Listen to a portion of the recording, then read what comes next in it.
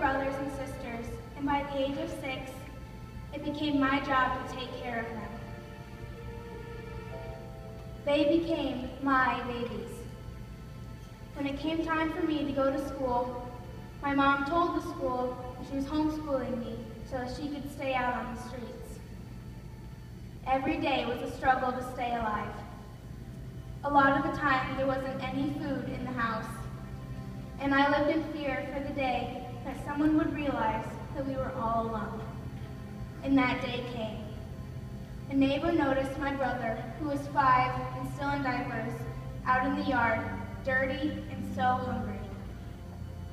A social worker named Debbie came to our house, and when she saw our trailer, she made a phone call, and all of a sudden, a van was coming to pick us up. I was terrified. Our life was horrible, but I did not want to be separated from my babies.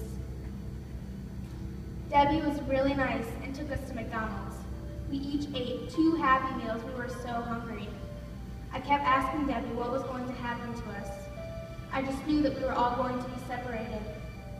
Every night I prayed that God would let me and my brothers and sisters stay together. But who would want all 4 of us? Then we met the Marshalls. The Marshalls are a foster family through whites.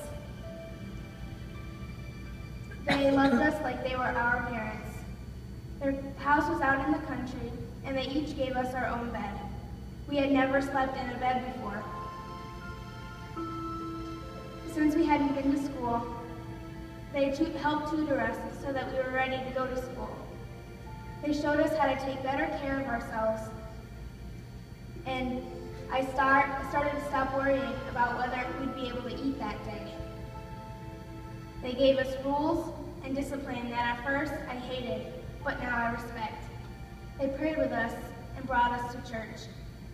One night, I asked Mrs. Marshall why she was so nice to us, and she said that she had grown up in a family like mine, where no one was there.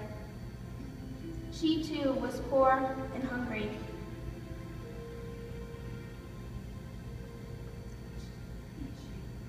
She had been fostered through a family through whites, just like we had.